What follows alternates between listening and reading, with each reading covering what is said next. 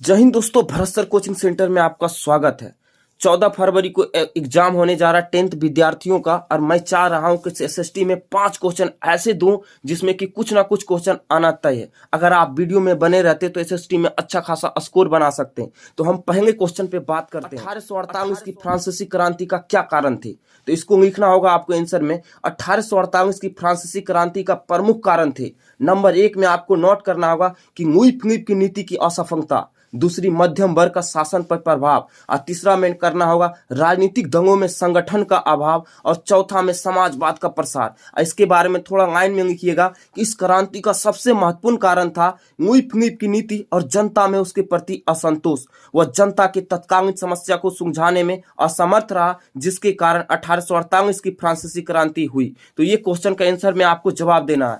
दूसरा क्वेश्चन आता है कि रोमक टेक्ट से आप क्या समझते हैं? तो रोमक टेक्ट के बारे में लिखिएगा कि भारत में क्रांतिकारियों के बढ़ते प्रभाव को समाप्त करने के लिए सर सिडनी रोमक की अध्यक्षता में रोमक एक्ट लाया गया था। इसके अनुसार अंग्रेजी सरकार किसी भी भारतीय को आगे इसमें लिखना होगा कि भारतीय को गिरफ्तार करके बिना मुकदमा चलाए जेल में रख सकता था। रोमक एक्ट को काला कानून भी कहा जाता था।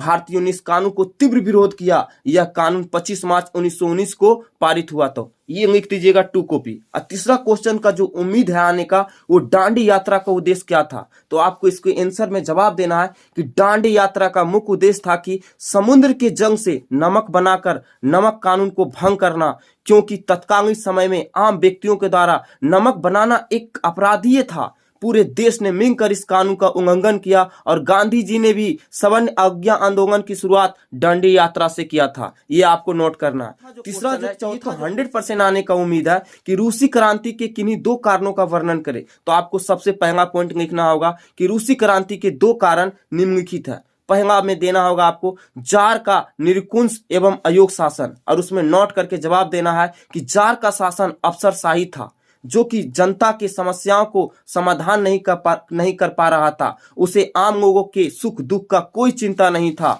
उसके बाद आपको लिखना होगा दूसरा कारण मजदूरों की दयनीय स्थिति, और उसमें आप बताइएगा कि रूस में मजदूरों की स्थिति अत्यंत दयनीय था। उन्हें काम अधिक करना पड़ता था, उनकी मजदूरी काफी कम थी, उसके पास कोई राजनीतिक अधिकार नहीं था, जिससे मजदूर जार के शासन प्रति संतुष्ट नहीं था। और 5वां क्वेश्चन जो आने का उम्मीद है, इटली के एकीकरण में मेजनी का क्या योगदान था? तो मेजनी साहित्यकार, गणतांत्रिक और विचारों के समर्थक, योग सेनापति था। मेजनी इटली के एकीकरण करके उसे एक गणराज्य बनाना चाहता था, जबकि सोर्निया पिटमाउंट के शासक चॉन्ग्स एंगबर्ट अपने नेतृत्व में सभी प्रांतों को विलय चाहता था। उधर पोप में भी इटली को धर्मराज बनाने की पक्ष में था। इस तरह से विचारों के टकराव के कारण इटली के एकीकरण का मार्ग अवरुद्ध हो गया था, और कालांतर में ऑस्ट्रिया के द्वारा इटली के कुछ भागों पर आक्रमण किए जाने लगे, जिससे सोर्निया का शासक चॉन्ग्स एंगबर्ट की पराजय हो गई, और ऑस्ट्रिया के हस्तक्षेप से इटली में जनवादी आंदोलन को कुचल दिया गया। इस प्रकार से मेजनी पुनः हार हुई और वह इटली को छोड़कर भागकर चला गया। ये क्वेश्चन को अगर आप जवाब दे देते हैं 5 क्वेश्चन का और याद करते हैं, तो आपका आंसर आना तय है। आप अच्छे खासा से रिजल्ट कर सकते हैं। इसी के साथ Jai Hind, take care, bye, see you, thanks for watching this my video.